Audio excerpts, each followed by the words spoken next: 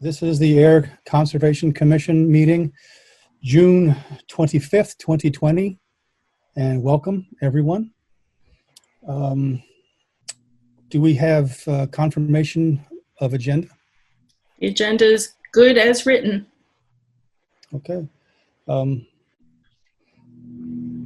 Very good. We don't need to approve that by vote. So, approval of the last meeting minutes written by our amazing clerk. Is there a motion to approve the meeting minutes? So moved. Second. George, how do you vote? Aye. Mark? Aye. Jen? Aye. Yes, I'm assuming aye. Aye. Chairman votes aye. Minutes are approved. And accounts payable?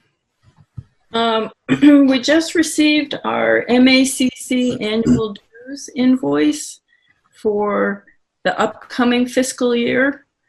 So we can approve this now if you want, and I'll submit it after July 1st to accounting, or we can wait till next meeting. It's up to you. Well, I guess we might as well do it, right? Okay. Is there a reason not to do it? No, I don't think so. Which is Is it? there any discussion? What's the amount?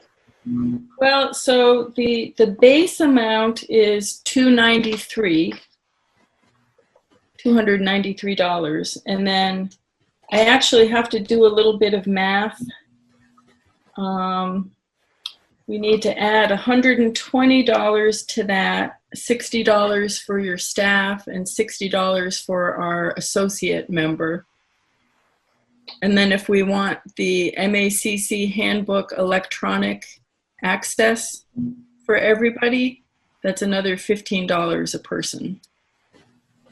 So Does that include you? that does So that would be 7 people? 7 people, yep. So 7 times 15, it's 105 for the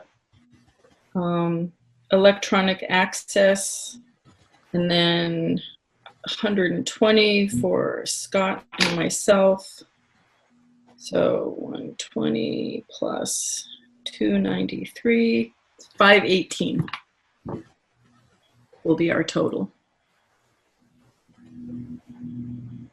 518? Mm-hmm. And we do have a budget line for dues and subscriptions. I don't know what it is off the top of my head, but it'll refresh July 1st. Okay. So is there a motion to approve MACC dues in the amount of $518? Second. George, how do you vote? Aye. Mark? Aye. Jen? Aye. Jess? Aye. Chairman votes aye. Motion is passed. So, already. Anything else on the accounts payable? No, All right. that's it. All righty. The first item this evening is a public hearing, continued notice of intent, Air DPW Spectacle Pond PFAS treatment plant, DEP number 100-0443. Has there been any additional information received? I have been back and forth with Misty Ann Marold from Natural Heritage about language for the future turtle protection plan that's going to be required for this order. And she and I worked out something that we're both happy with, and I've sent just that language over to Mark Wetzel to make sure he's also happy with it, and I've not yet heard back from him. So I think we should be able to move forward to signing that order at our next meeting. Okay. Is there any discussion from the commission? Anything from anyone who happens to be watching the audience? All right, so is there a motion to continue the notice of intent DPW Spectacle Pond PFAS treatment plant DEP number 100-0443 until July 9th? So moved. Seconded. Any discussion? George, how do you vote? Aye. Mark? Aye. Jen? Aye. Jess? Aye. Chairman votes aye, so we will continue that on July 9th. Our next item this evening is the public hearing, continued notice of intent, 0 Washington Street, Air Solar 2B, DEP file number 100-0444. Have we received any additional information? No, we haven't. Okay. So is there any discussion about this item? Has the, Cal, I see you're on. Is the meeting, are you working on scheduling the meeting for, Yeah, actually, I wanted to come on rather than just saying we didn't have anything. I wanted to just come on and give you an update of where we stand. Hey, puppy. Jen, I'm glad it's not just me. Was that you barking, Jess? I'm sorry. So we're doing test pits tomorrow. We finally got a machine scheduled to get out there. And we'll also take a look at the trees and try and get a better idea of a mix of trees and heights and whatnot. The habitat study, we're hoping to be done next week. It should be. I think it's just being reviewed now. We were looking to the Division of Ecological Restoration for some of their expertise on the stream crossing standards. They declined to offer us anything. We're still of the opinion that meeting the full stream crossing standards is excessive for a stream channel that's 2 to 4 inches deep. I'll read it it's 2 to 4 inches deep and 2 to 4 feet wide.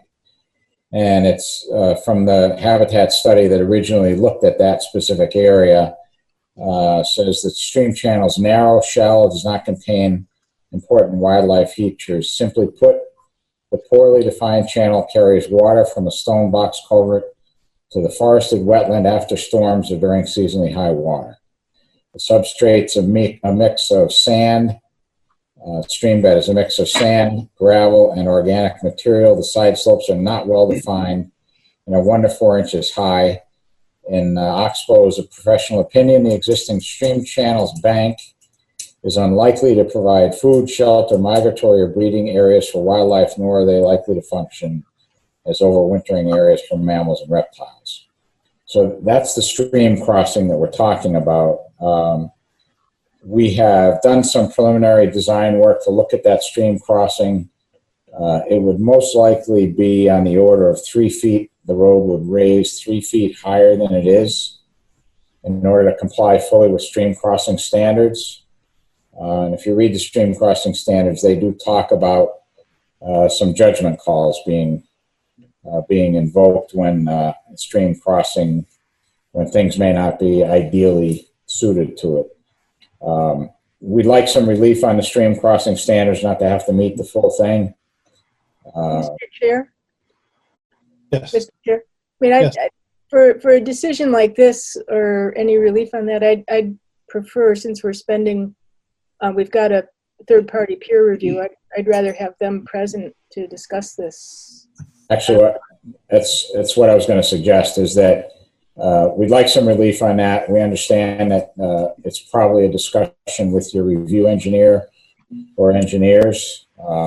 And so that's something that we'd like to do when we meet with them. But based upon the test pit data that we get, we'll be able to go about finalizing the plans, at least as far as we can, before we have the discussion with those engineers. Our thought right now is that we would probably be able to get you the plans end of next week, but more likely the beginning of the week after. They wouldn't be fully in compliance with what the engineers asked, because we do have discussions we'd like to have with them. But I think in our last meeting, we talked about trying to get the plans revised for most of their comments and just leave the things that we were uncertain about or wanted to discuss with them for our meeting with them. So we're thinking by the beginning of next week, not next week, but the week after, we should be able to have a set of plans. So I was going to hope that we might be able to schedule something with them sometime during that following week, which would be a week, not next week, but the week after. Hopefully that gives us enough lead time to do that. Week, Cal, the week of the 6th or the 13th, did you mean? The week of the 6th. 6th. Later in that week.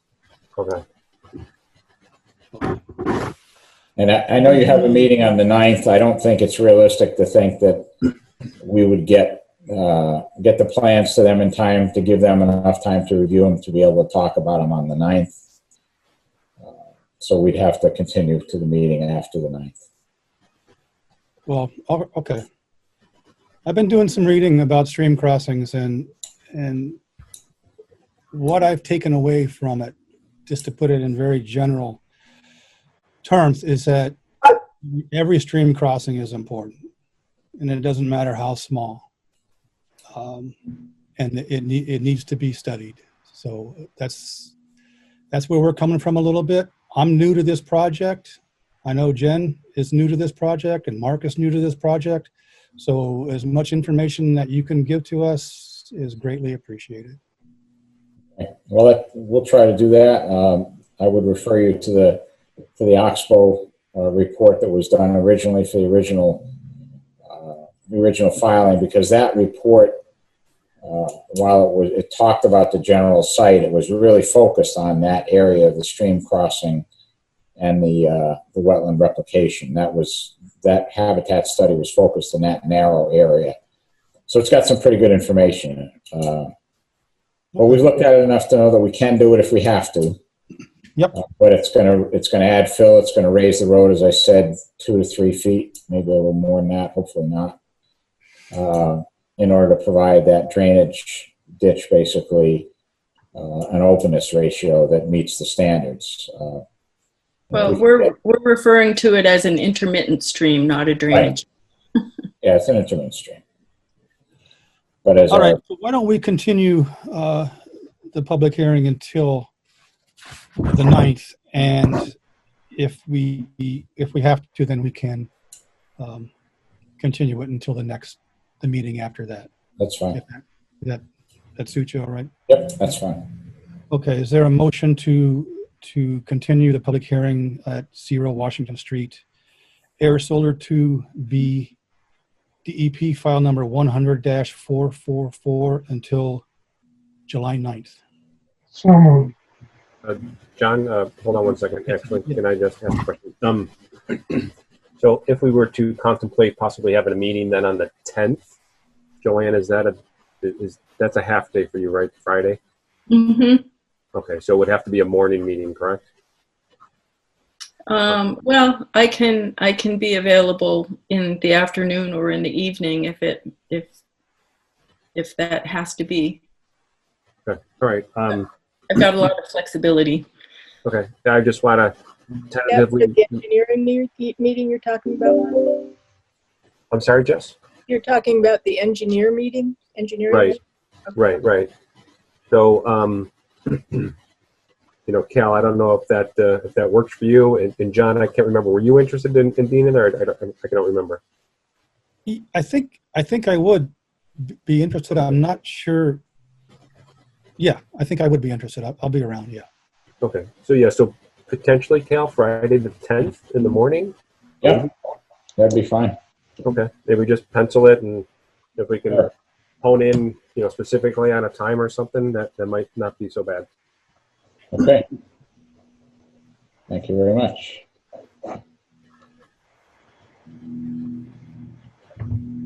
All right, so we had a motion. We need a second. Oh, I'm sorry. Now I second. Thank you. All right. George, how do you vote? Aye. Mark? Aye. Jen? Aye. Jess? I, Chairman votes aye. So we will continue this meeting until July 9th. And Mr. Chairman, Yes, sir. I was going to ask a question before you Oh, I'm moved sorry. on. Yeah. And I guess you can do it right now, but I didn't realize that they were going to be coming to do test pits, so that's great. My question was going to be the location of the test pits. Is it strictly regarding a stormwater design, or is it also, that's all? Yeah, it's in the stormwater area specifically. Okay, because one of the overriding concerns that I've always had, and it was brought up by the consultant the last time, is basically the substrate material that's below the retaining walls that are going to be built in that whole culvert system. So I've always been concerned that, that's muck, and I'm not sure the quality of the substrate to handle that kind of a load, or the piping or anything else. So I was hoping they'd do some test pits in that area, but I'm not sure if that's what's going to happen. It wasn't the request or the intention. I know we will be doing it wherever we've got stormwater. So it's basically in regards to the location of the detention basins, tree box filter. Well, the tree box filters are new, so I'm presuming it's virgin land. Yeah, the tree box filters not so much, but where the basins are, that's the Okay. big thing. Well, I'll bring that up later then. Thank you. Okay. Thank you, Ken. Alrighty, so we shall move on. Our next item this evening is the enforcement order, 0 Central Avenue, Mr. Hillier. And evidently he has retained counsel, and he can't be here this evening. So he missed his June 15th deadline to submit an NOI. And the thought was at that point to issue fines. And I'm just interested in what the commission feels about this. So George, you're on the screen right now, so maybe I'll ask you first. Well, I have some concerns along the line that Joanne brought up about the ticket form and some other things about finding. So I'm not sure I'd be ready to issue fines. I was also happy with town council's recommendation on seeing if we can work with Mr. Hillier's lawyer. Just to answer George's concern about the ticketing form itself, the ticketing form and our change from our old bylaw to our new bylaw was all run by town council, and we are good to go with the ticketing form and our bylaw. So that's not an issue. Okay. Jen, do you have any concerns? Did I cut you off, George? I was just going to say, with all due respect to Jessica's Italian Ayer, I'm still not ready to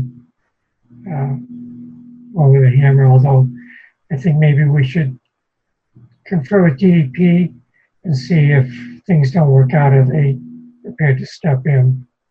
Just like to know if we have that ace up our sleeve. And Joanne, you've reached out to DEP with no success on this? Oh, DEP has been involved in this project sort of in the wings since our first enforcement order with me as your agent. So they're totally up to speed on this. Denise Child was informed that the paving was removed under that particular enforcement order, and she made a comment along the lines of, well, you know, one step at a time. I think where Mr. Hillier has retained counsel, Robert reached out to town council, and I'm not completely sure that DEP is going to be an option for us since Mr. Hillier has retained counsel. I'm going to have to confirm that. DEP would certainly be able to issue larger fines. I think getting this resolved is more important than having DEP issue a large fine.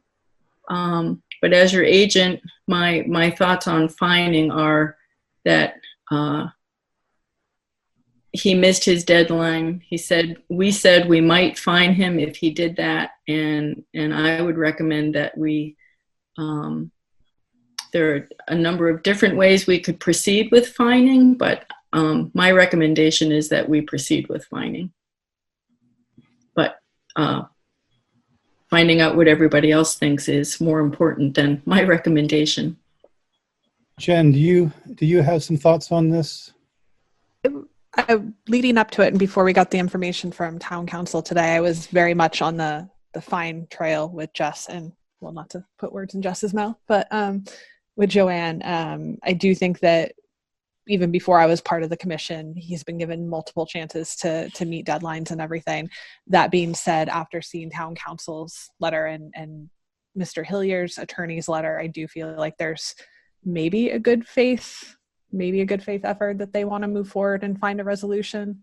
It would be nice to know more, as Joanne mentioned, about DEP and what their involvement could be with council involved. Okay. Thank you. How about you, Mark? I guess I just wanted to find out, Joanne, with regards to, you said there's multiple ways of finding or something to that respect. Can you expand upon that? Like what do we have? What options do we have? Okay, I can, or John, you could also.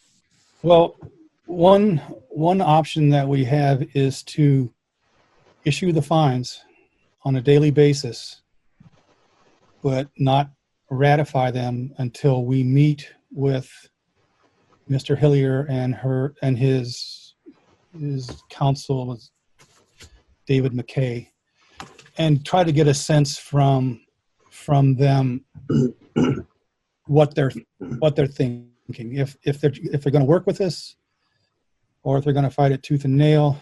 I think it makes a difference at that point. So not knowing how the relationship that we're going to have with Mr. Hillier at that point and his counsel or his attorney might mean that we could not ratify the tickets and not fine them, but we could show them that by issuing the tickets and fining and ratifying them later that we do mean business, and it might have an impact, if that makes sense. Okay, that's fair.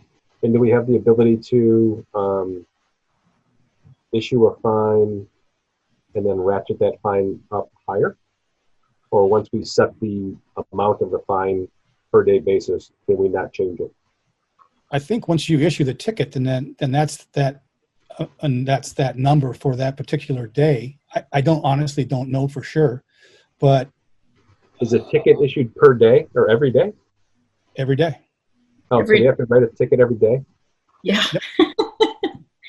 It's a good thing we have a lot of tickets. How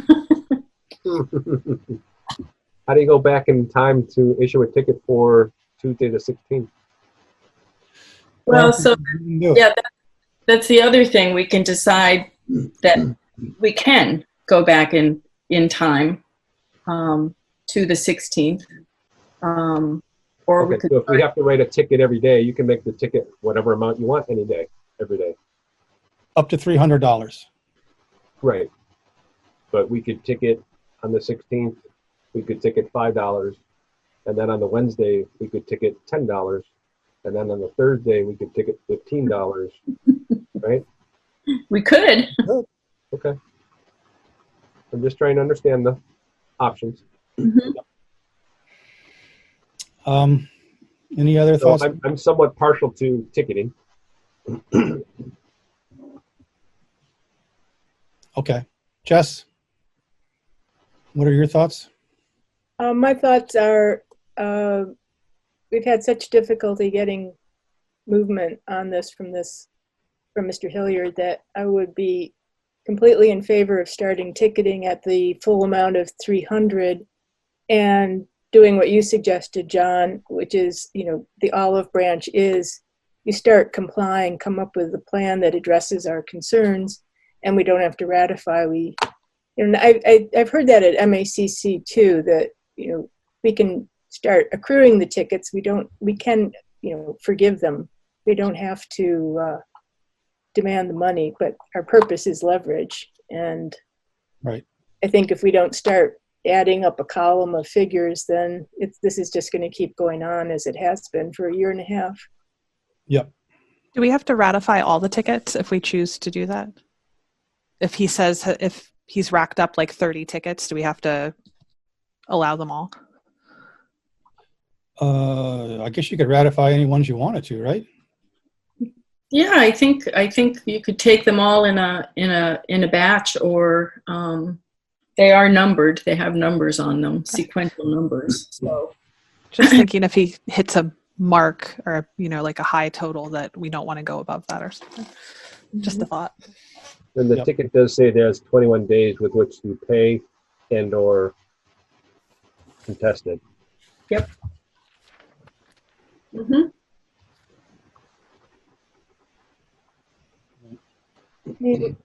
My own sense is I think the goal of starting to fine is just to get this resolved and not to be punitive, but I think that our standing as a commission is requires that we do some follow through at this point. Good point. And we're willing to work with him. If he starts producing a plan and all that, then we can not ratify them. So. Right, and I really have said to him all along, just bring us a plan. It's likely, while I can't speak for the commission, it is likely that they would give you a permit for your project.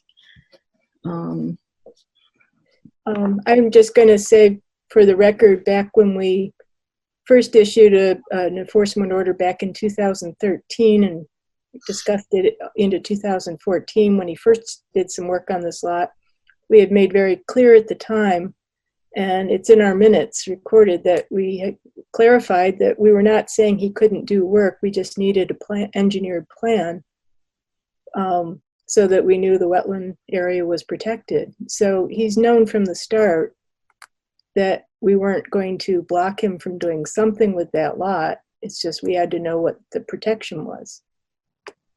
And that also happened on the most recent time he came before us with somewhat of a plan, and I believe he had an engineering representative with him that gave us some indication of what they planned to do. But again, it wasn't fully engineered, and actually, I don't even think, was it an NOI, Joanne? I don't think it was. It really was just a what do you think about this as a concept plan? Right, exactly. And even at that time, we said, okay, well, yeah, that's great. Let's just make sure we take into account, the intermittent stream, and then I think that's where it kind of got derailed, basically. Yep. Yeah. I think knowing that we can ratify or not makes more sense to move forward with the finding then.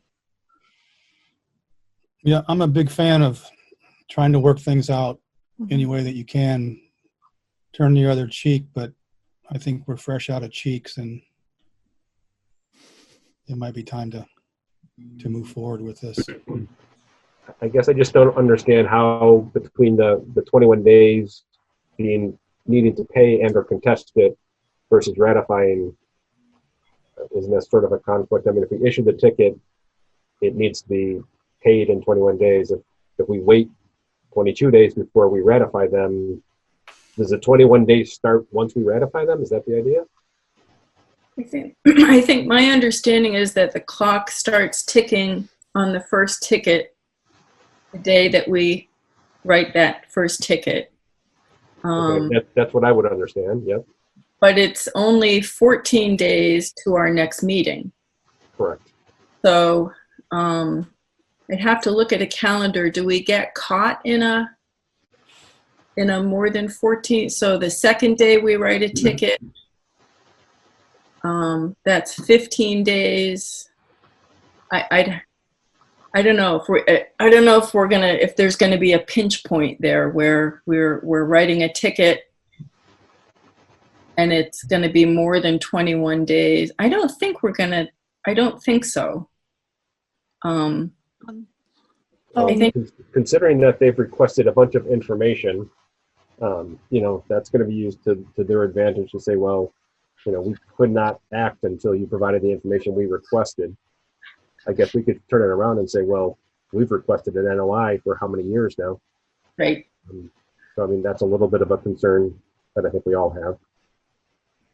Also, couldn't we start issuing fines and then we hear back from the lawyer or Mr. Hillier that they are indeed working on a plan? We could agree to, Joanne, it's in your power to suspend issuing tickets temporarily, at least until we see if the plan materializes finally. But Right. Well, I do like the idea of you guys starting finding him with the understanding that the tickets can be ratified at a later meeting or not. And I think the tone of Mr. Hillier's attorney's letter was that of wanting to resolve this with the commission. It sounded like it sounded constructive to me. And I did look at his bio at his law firm. He does have experience in environmental and land use issues. So he may be the one to help us move this forward. But I do think that for the sake of the commission, this has been going on a long, long time, and I think showing Mr. Hillier and his attorney both that we're serious about this is what the ticketing process would do. Yeah, he was given a deadline, which was June 15th. And at that point, we said that we would possibly ticket him. And if we just keep saying that we will down the road. I'm sorry? If we just keep kicking the can down the road, right, he'll gladly kick it with us. Mm-hmm. So, well, what if you make a motion? We can vote unless there's some more discussion. 1 second, John, I'm sorry, just one more second. Joanne, I guess I did not understand the comment with regards to DEP basically would wipe their hands basically of this or whatever, would not be a party to this as soon as the attorney got involved. That I didn't quite, could you expand on that a little bit? My understanding is that there are two ways to proceed with this in a civil court situation, and one is to have our town council file a civil action in court to compel Mr. Hillier to act, and the other is to have DEP do a similar thing. I'm not exactly sure what the thing that DEP does. I think the process is a little bit different, and DEP can fine up to $25,000 a day. And I'm not sure if it's a one or the other, but I suspect it is one or the other. I can confirm that. You know, we were talking about having DEP take this over before Mr. Hillier had representation. Yeah. And Robert, our town manager's view is that as soon as an applicant chooses to engage counsel, then the town engages counsel also. Okay. And if we're going to start to write tickets, it seems like it's ours. And I not the think it would be ours until a decision is made to go in, you know, one of those. It's like the road is going to diverge, possibly, and let's hope it doesn't get to that. Let's hope that we can work with Mr. Hillier and his attorney to resolve this. But in the meantime, we do have the ability to issue fines, and I would recommend that you act on that. Are there thoughts on the amounts if we do issue a fine? 300. Jess is 300. George, you Yeah, have a thought on might that? as well. I'm sorry? Might as well go the full amount. I'm sorry, for the full Might amount? as well go the full amount. Okay, all right, thank you. Mark? I would definitely entertain something a little bit smaller. Jess, I just wanted to ask another question then too. With regards to the previous two outstanding enforcement orders, the details on them, are they requesting that he repair what he had already done? I don't recall. Do you? For the enforcement orders that I've issued and you guys have ratified? Yeah, so we resolved the one. He took away the pavement, right? That's handled. The one Right. prior to that was for the trees, correct? That was for the so the first one was for cutting trees in a resource area and the buffer zone without a permit. Okay. And then I think the next one was for the paving, and the third one, which is the second outstanding one, was for both the paving and the tree cutting, and it required a notice of intent for restoration. The third enforcement order rolled the first two enforcement orders into one order. And I have the one from February 6, 2019 in front of me.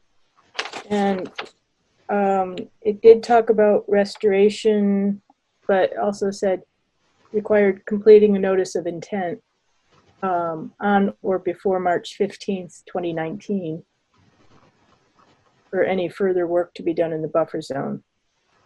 Missed that deadline. Okay, and as you said, filing a notice of intent for any work to be done within the buffer zone. So I guess at the end of the day, if he and his lawyer were to come to the agreement that they're not gonna do anything within the buffer zone, and just moved on and or decided not to do anything, we'd be happy with that too, I suppose. Not totally happy because the trees got cut down, but I mean, if he just walked away and stopped this all, we'd be done, correct? Yeah, he's continuing to park up to 10 cars a day down in that hole, and he's got to cross the buffer zone. His driveway, well, Ruth's driveway, crosses the buffer zone on its way to the parking lot. So, you know, Yeah, I don't, we just need a plan from him, and in my opinion, and I think the commission needs to show him that we mean business, and then try to work it out. I think those two things can happen in the same space. Go ahead. One thing I'd add would be that we just got the letter from the attorney today. Mm-hmm. But Mr. Hillier's been saying he was consulting counsel, I think from back in April when he came before us. Or was it early May? I'm not sure which. Time has flown. At any rate, you know, this has been going on. Again, there's another delay from when he said he was consulting counsel, and now we're only finally hearing from somebody today. So moving forward, to apply a little pressure would be good. So, yeah. Jen, how do you feel about an amount? Might as well go with the top. Are we doing that as of today, or are we backdating these? Can we do that? Like to the June 15th deadline? I think that's the date that the offense occurred, and Okay. we can do that. Backdate them. Okay. I mean, I'd be okay with just starting with tomorrow following our meeting, but again, the purpose here is not to make money, but to pressure. So, Well, right, because we don't necessarily have to ratify any of these. yeah. But maybe backdating them to the date of the offense is pointing out that, Okay. emphasizing the delays. Yeah. Good point. So I yeah, concur. I'd be comfortable in backdating also to the 16th, I guess technically. Thank you. And then, but yeah, I guess I'm not prepared to go to 300. I'd be more inclined with 50, 25, something like that. I don't anticipate him in acting anytime soon, so it's going to accumulate regardless. Yeah, but there's a big difference between $25 and $300. And if we don't ratify him in the long run, doesn't really matter. So if there's a pressure that they feel, maybe it's good to do the full three. Also, I think we could do the full amount, but if this, say, went to civil court or something like that, we can always settle for a lesser sum, but you can't go up. It's like, so we could always come to an agreement that, okay, finally things are starting to get resolved. You owe us $20,000 in fines. We'll be happy with $3,000 or something like that. I mean, there's negotiating room then. Good point. Yeah. Okay, good point. Yeah. Any other discussion? So have we decided to backdate them to the 16th? Yep. Okay. Let me see if I can get this out. Is there a motion to fine Mr. Hillier on the enforcement order on 0 Central Avenue, tickets to be written by our agent, Joanne Christoph, in the sum of $300 per day, backdated to June 16th. Anything else I should add to that? Until he Some amount. complies. Right, until he complies. Until he complies. And the amount $300 per day. per day. Subject to a ratification by the commission. Subject to. I'm sorry, George, I didn't hear what you said. Subject to ratification by the commission. Subject to ratification. Correct. Yes, thank you. Yes.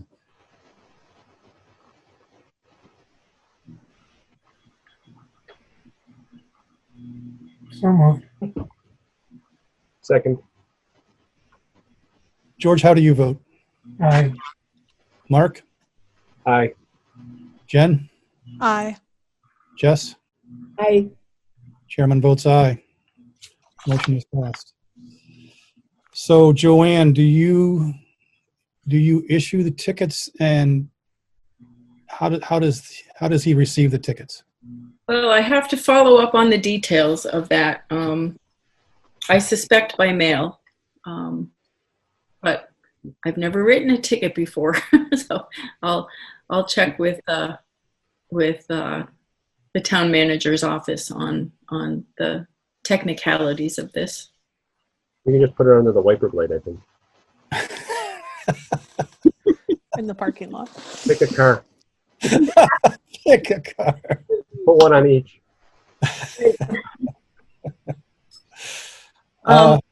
We've got it. We have a time check. We only have 45 minutes left. Okay. I think we're good. And Joanne, you will let Mr. Hillier know about the ratification aspect of the ticketing?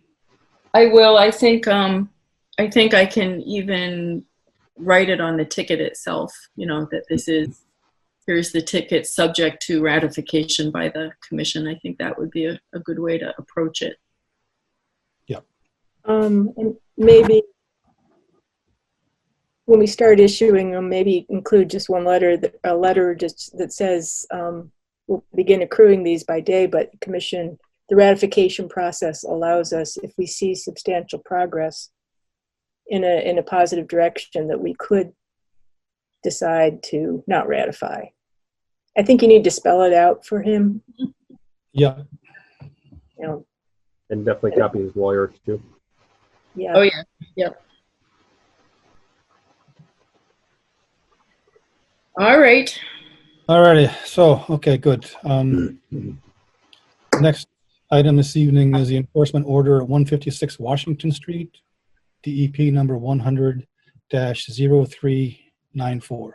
Yeah, and I'm still working with the applicant on finalizing the notice of intent on this. So this notice of intent to resolve this enforcement order is really so we can just quickly turn around and issue a certificate of compliance.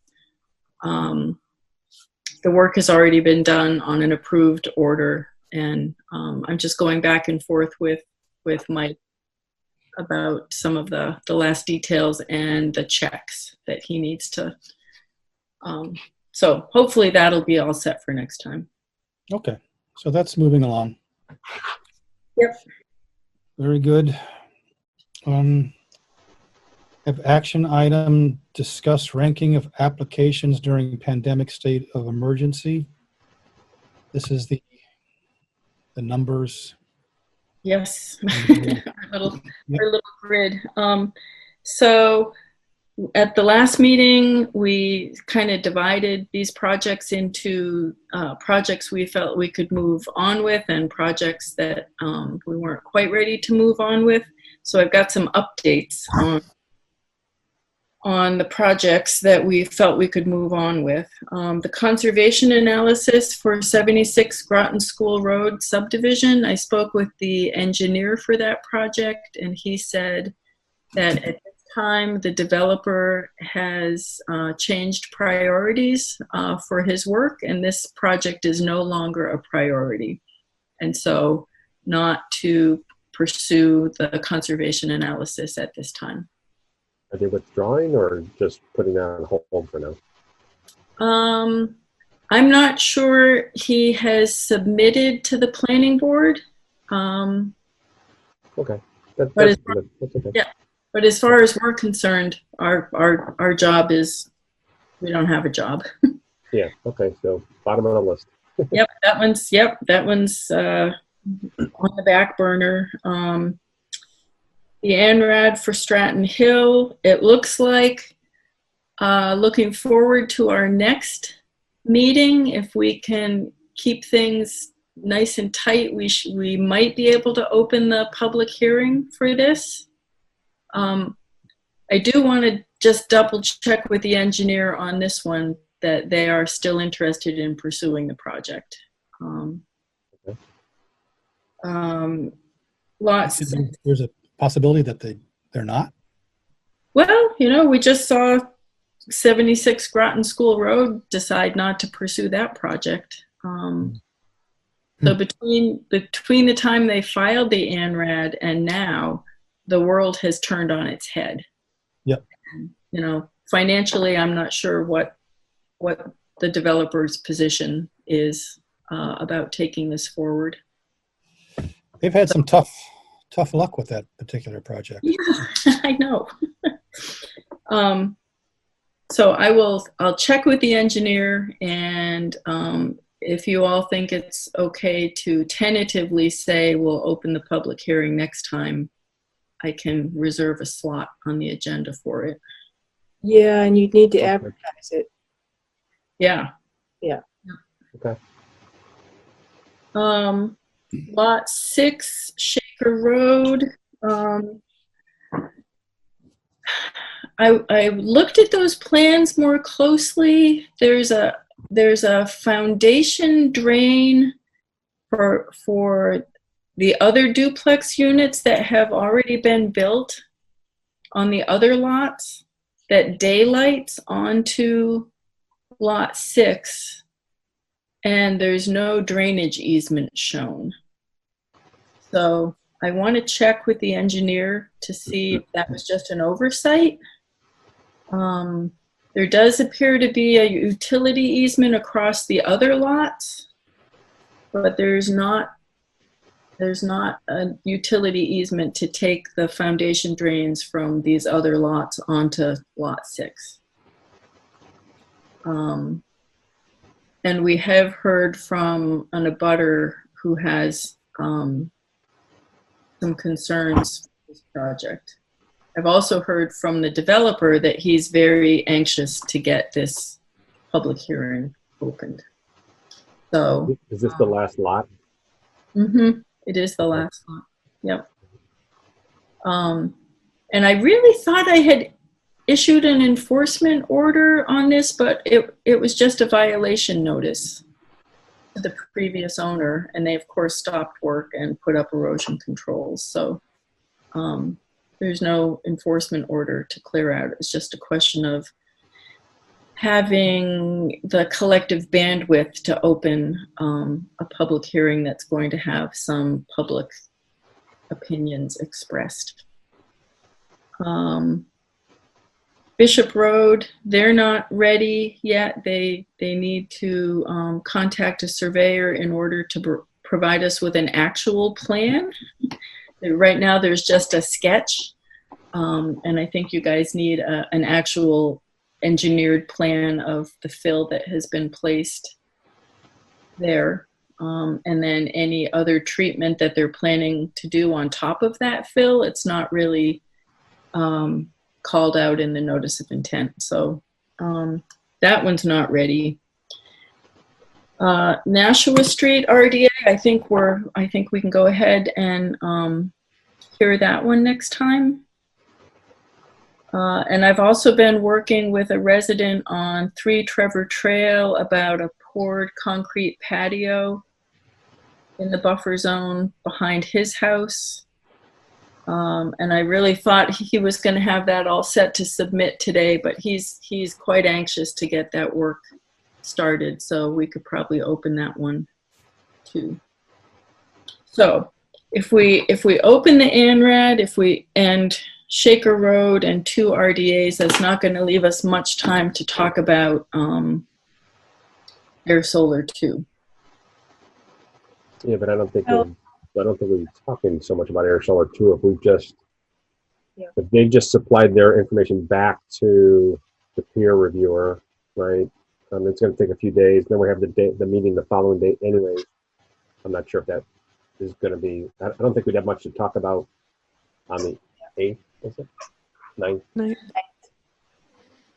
Yeah, the next one is a good one for these because we won't be doing much in the way of solar 2, except maybe confirming when your engineering meeting is. Mm-hmm. Right, and hopefully that's already identified or figured out before then. So Yes. So yeah, no, I think that sounds good. Go ahead. Yep. All right. Well, Swing for the bleachers. yeah. And if we miss, we miss, We can always All right. continue. Well, that sounds like an agenda to me. Exactly. Yep. All right, 35 minutes today. Okay. All right, our next item this evening is a public meeting certificate of compliance. John Malone, 95 Longview Court, DEP file number 100-00288. That was a while ago, huh? It was. And you know what? There's actually a typo on this. It's 25, not 95. Sorry about that. 25, 25 Longview Circle.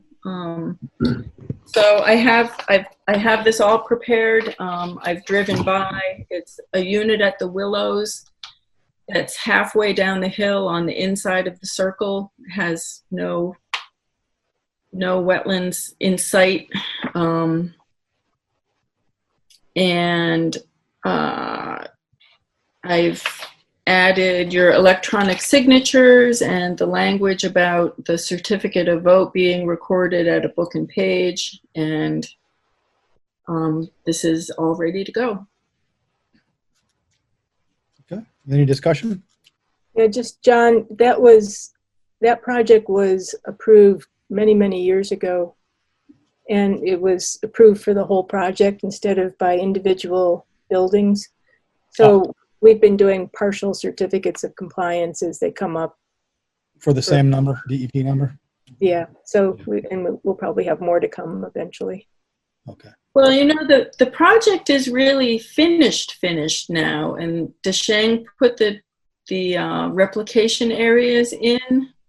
Maybe coming up this fall is the 2 years. The replication areas are looking great. The landscaper stopped mowing one of them like it was a garden, so it looks more like the woods. So maybe in the fall we can just issue a final one for this and be done with it. Okay. Hmm. Any Do we know other? how many more are outstanding? Well, anytime a unit goes to sell,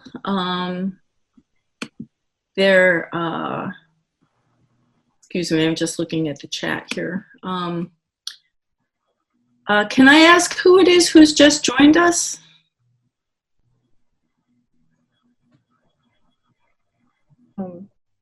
David Bedertha. Oh, hello, David. Good evening, sir. Good evening. So Joanne, do we know how many have joined? Or I mean, not have joined. How many are still outstanding? I don't know. Okay, that's fine. I was just curious. It's a big condo and semi-attached. Have you ever driven through the Willows, Mark? Okay, no. Okay. Where is it? It's off Willow Road near the railroad tracks, sort of between the railroad tracks and the traffic light on 2A. Okay. So go to the end of your road, turn left. Yeah, no, I've never gone there. So okay. Yeah, over the railroad tracks. It's really the first and second roads on your left make a loop. Yep. Yep. Okay. All right. That was one project the DEP came in and took over for violations. So I don't know if they have any remaining issues they have to clear. Oh, that's an interesting point. So this is a Connie Sullivan request. He's the attorney for the seller, and Connie sent me the original order of conditions. And if there had been a superseding order, I would assume he would have found that. Not a superseding order, Administrative order. administrative order. Oh, so that's why they ended up with Desheng. Yeah. Okay. Okay. Well, I can check. We're getting we're getting our 30-minute warning from our APAC. So do we need to vote on signing this, or are we good? Yeah, I think if you would. Is there a motion to issue a certificate of compliance to John Malone at number 25 Longview Court? Circle. Oh, Circle? Yes, Sorry. okay. Yep, no. Longview Circle, DEP file number 100-0288. So moved. Second. George, how do you vote? Aye. Mark? Aye. Jen? Aye. Yes? I, Chairman votes aye. So we can issue that COC. All right, I'll have it on its way. Our next item this evening is a certificate of compliance to Mr. Paul Bresnian, number 2 Sedgeway, DEP file number 100-0427. I also have this one prepared and ready to sign, but I wanted to go over the differences between the approved plan and the as-built, just so you know what they are.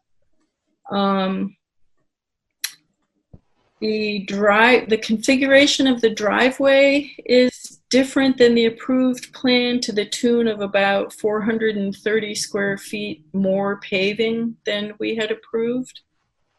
The yard between the house and the limit of work was approved as mulch and pine needles. It's been planted as grass. And the access way down the right-hand side of the house to the beach area was called out to be grass, and it's crushed stone instead, 3/4 inch crushed stone. On the plus side, there was a 3-season porch and a deck called for in the approved plan. Only the deck was built. The sediment basin at the end of Sedgeway, that was really offered to us. We didn't ask for that, but the engineer and the Bresnahans offered that as a way to control the runoff coming down Sedgeway. Looks like it's functioning beautifully. It was a very good neighbor gesture on their part. And I don't know if you remember the big pile of junk cars and wheelbarrows and just assorted metal that was piled up on the left-hand side at the bottom of Sedgeway. That's all been cleaned up. So Pluses and minuses. pluses and minuses, and I think the pluses outweigh the minuses.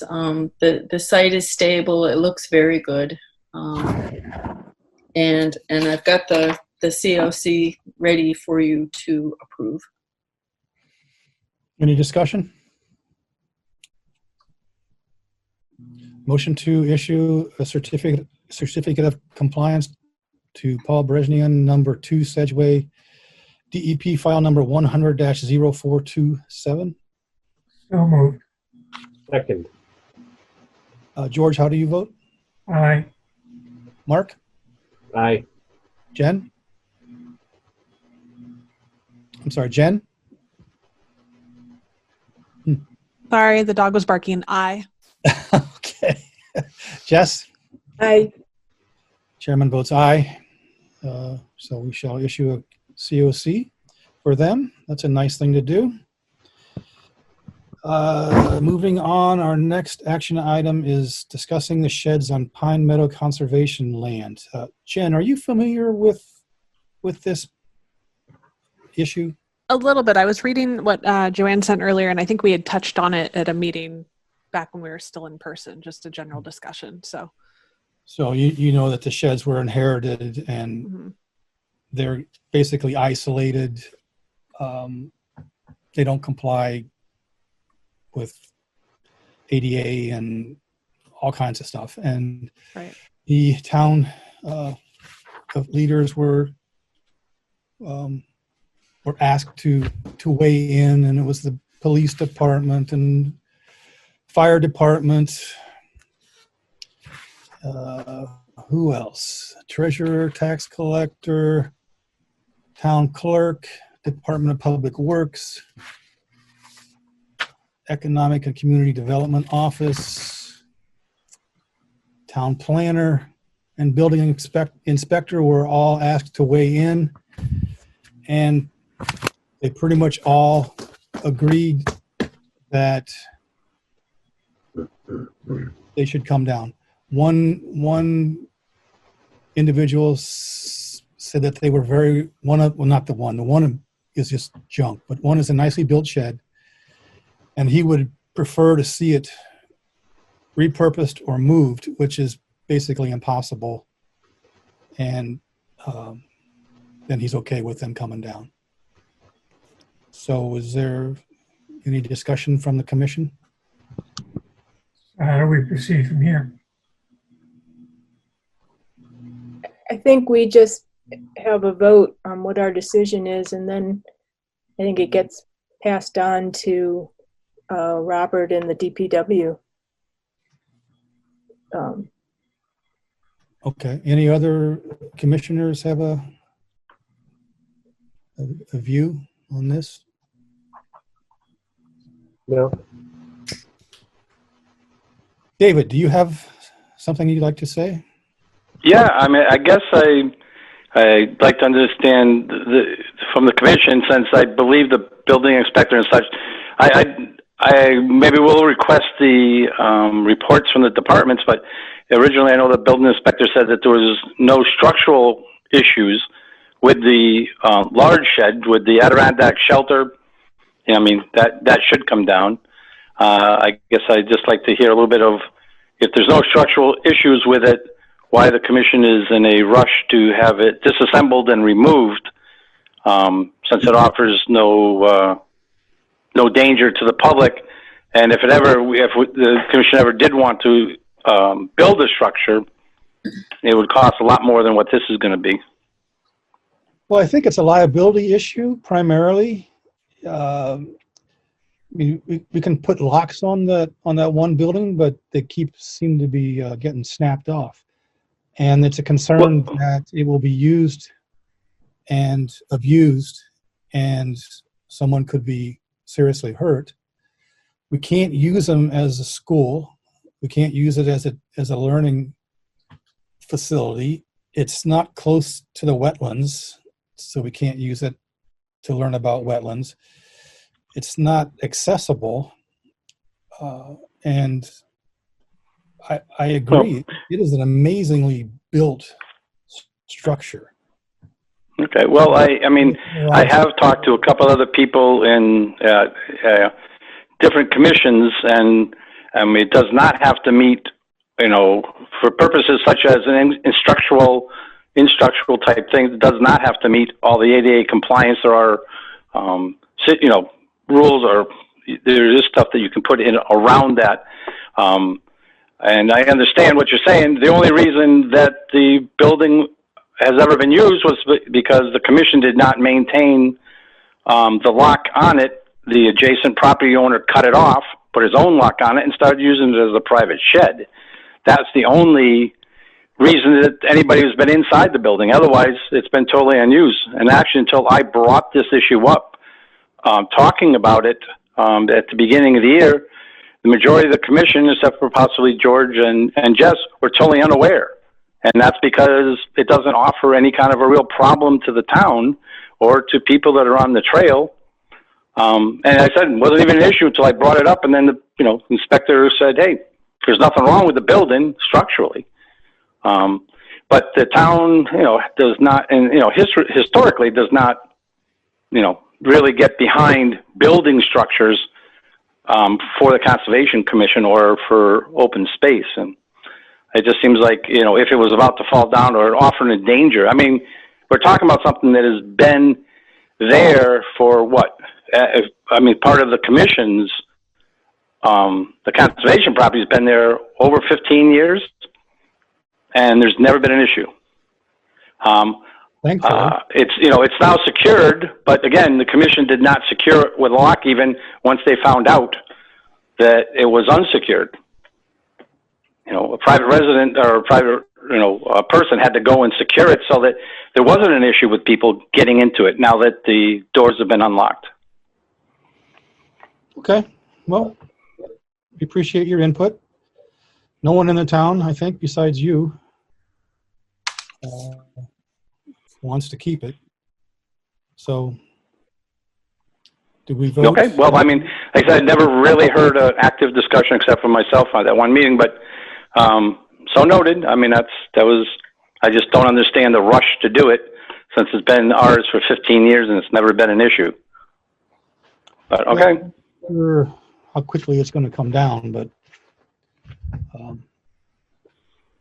we're going to proceed. So is there any more discussion from the commission on the sheds? Do we need to make a motion to? I think so. Is there a motion to, what would I say? Dismantling of the shed Dismantle the sheds. on Pine Meadow Conservation Land. Pine Meadow Conservation Area. Are we putting a time frame on this, or is this up to the? I'm assuming DEP is going to be involved. We can't really put a time frame on it. We got to wait for them to, when they can fit it in their schedule. So I don't think that's necessary. I would say just depending on the budget offered and resources offered to enable this as the DPW. I would say motion to inform the DPW and the town manager that we have no use for the sheds and would like the sheds and all the company debris removed. Okay. Is there a second? Second. George, how do you vote? Aye. Mark? Aye. Jen? Aye. Jess? I Chairman votes aye. All right. How do we go about informing the town and DEP? DPW. I'm sorry, DPW. Letter from the chairman. Okay. All right, very good. Next item this evening is a discussion, timing on receipt of materials for discussions at meetings. Is this in regard to last meeting where we received some information just a short period of time before the meeting? Well, it is in fact about that. And yet again today, we got the lawyer letter and the town council letter this afternoon between 2 and 3 p.m. So I think this is something to think about. We're going to run out of time tonight. But if I can come up with a draft of language that says something along the lines of if Tuesday at noon. yeah, well, but I think we have to also assess the quality of the material that's coming in. Say if it's a plan showing something that we have asked for and doesn't require any deliberation, and it arrives in the office, I don't know, Tuesday afternoon, that seems reasonable to include at a meeting. But comments from the engineer on a peer review memo that arrive an hour and a half before the meeting and are sent directly to you guys from the engineering company, that to me is not reasonable. And I'd like to know what you think about that.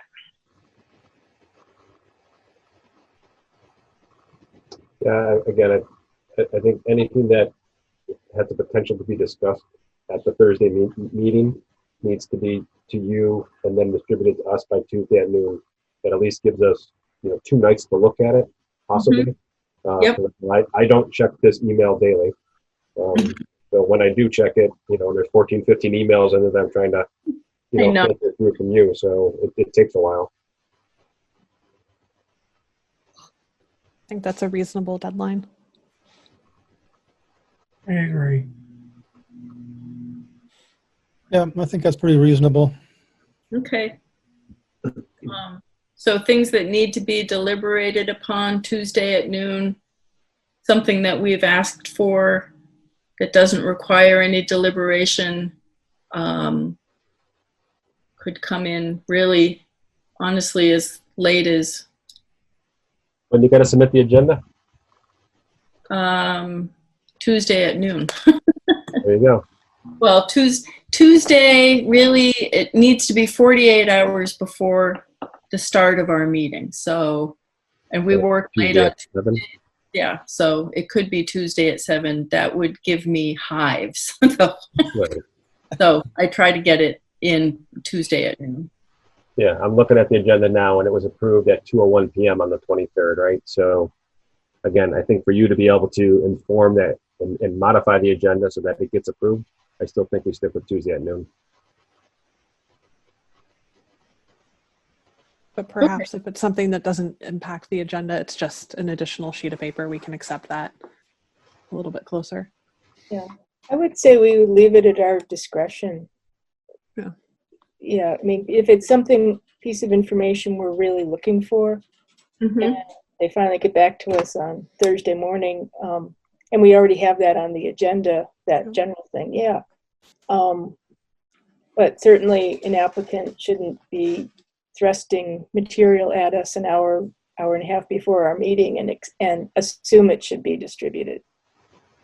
Right, and then go ahead and distribute it to you anyway. Well, on that, whether he was reading from it or not, he would have been responding to things that the outside consultant was saying, regardless.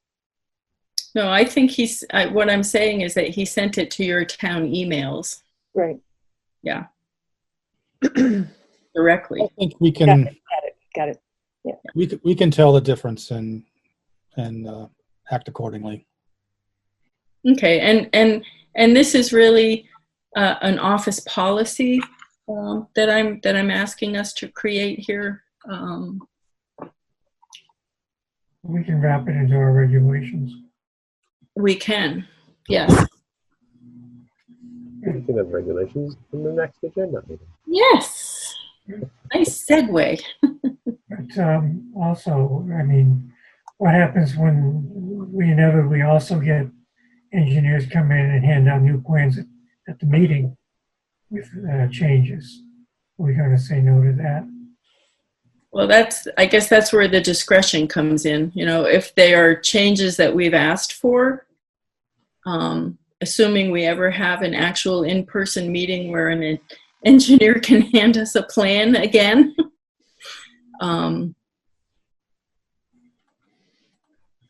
Yeah, I think so. That's the difference. If it's something that we have asked for and they're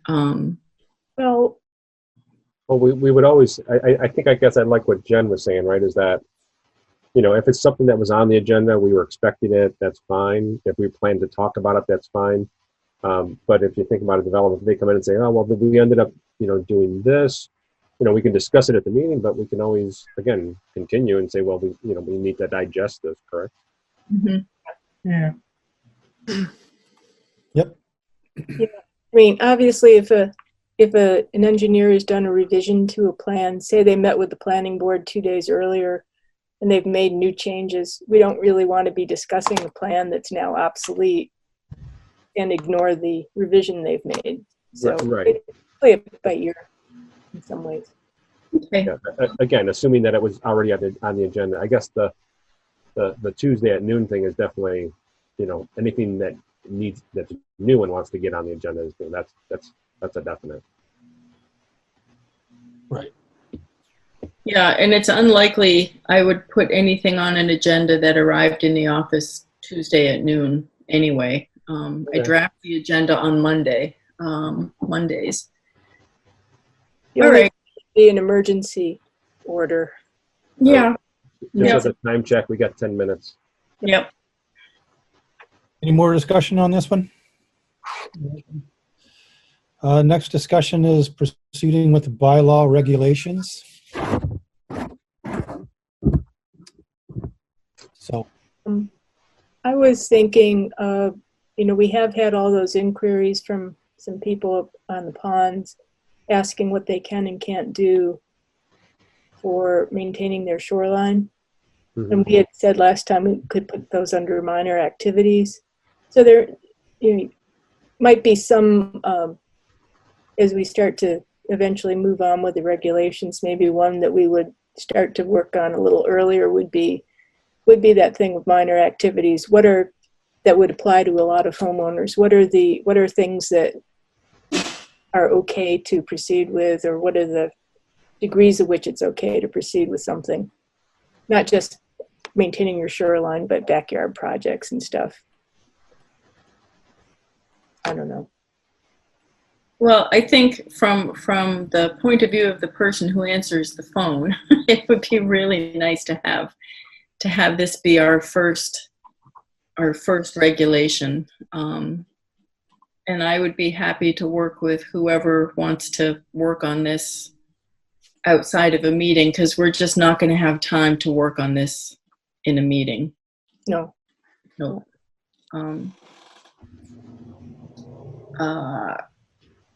I'll help you. Okay. Good. We can do it through the window. What we did with the bylaw is that certain somebody prepared drafts, and then that's something everybody can have before them to work on. If you guys start with just hashing out something and giving it to us, then Mark and I can tear it apart. Awesome. I know it's been a And while. you weren't part of the last I'm project. actually trying to remember, but I thought I sent something along to you guys. Did I not send something to you? Maybe I did. You did. You sent us a big spreadsheet. No, but after that, didn't I? I thought I had essentially drafted some words and kind of slammed some items together. Didn't I send that to you guys? I don't think so. I'm not No. remembering that. Okay. Maybe I still have it then. Let me check. Because I thought I had cut and pasted a whole bunch of things, and I think I started with Groton as our base and kind of started modifying from there. So forgive me if I did not send that. I thought I had. Let me check my emails or my documentation. Maybe I left it. Well, and I In my can computer. I can check too. Hey, I saw that small dog. Easily movable, mine is. Very nice. Just very loud. Very loud.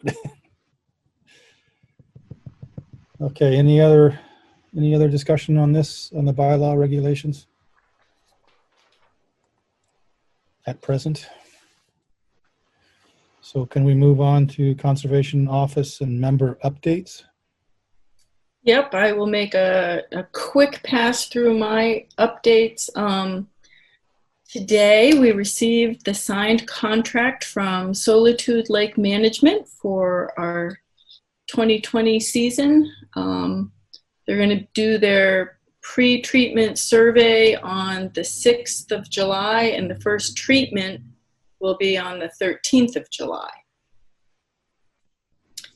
Adding to the residents concerned about weeds around the pond that Jess was talking about, we've had a third person call with concern. I talked to the engineer for the Taft Street enforcement order, and they're bringing us a notice of intent for restoration, not a dog park, just restoration, that should be coming in this coming week. And I think if we do open, we could open it at the next hearing only to continue it. I think because it's an enforcement order, we should probably act on it pretty soon, but there, we've got a completely full agenda for next time. So they've got a deadline to get this notice of intent to us, and we can just open the public hearing and just continue it to the next meeting. Trevor Trail, RDA, we've already talked about that. Julian Zhao on 145 Oak Ridge Drive, who we gave the RDA to filling the swimming pool, got a very nice letter from DEP saying that they're not going to pursue appealing his determination. So he is all set to start his work. And in addition to the resident last time we met who had concerns about a large boat speeding around Sandy Pond, I had someone today expressing concern about a jet ski on Sandy Pond, and she was looking for the phone number for the environmental police. So she's not asking us to pursue that, but just wanted us to be aware that there's a jet ski on Sandy Pond that probably should not be on Sandy Pond. Absolutely. All right. We just got the 3-minute warning from APAC. So that's it. That's all I've got. How about you, Jen? Nothing. Mark? I'll send you the drafted regulations as soon as I log off here. Jess? Nothing. George? I had something and I lost it. You talked to her? No, I had something I wanted to talk about, but I can't remember. Oh. Senior moment. Yeah. Pandemic moment. Well, Joanne, that little trick you said about trying to attract Baltimore Orioles with oranges, Yes. it works. It's amazing. You know what else it attracts is woodpeckers. The flickers and yeah. Flickers, yeah. And the flicker will clean out a half an orange so that it is there's nothing left but the rind. Do you put them on the ground or in a feeder? I stuck mine on a stick Oh. with a perch sticking out. Not a fish, but And I skewered mine with 2 skewers, and then tied strings to the ends of the skewers, so there were 4 perches, so I could hang it from a tree. Yeah, it's really, they love the oranges. Yeah, I had no idea. Yep, it's the first Anyway. time too. It's awesome. That's all I got. All right. So we're 2 minutes early. Whoa. Pretty good. Good job, guys. We aim to please. How was your dinner? Oh, it's waiting for me. Oh, okay. Well, let's let this woman go eat her supper. I did have one piece of that figgy bowl. It was amazing. Good. Take All out right, from. is there a motion to adjourn? So moved. All Second. in favor? Or George, how do you vote? Aye. Mark? Aye. Jen? Aye. Jess? I Chairman votes aye. Thank you all very much.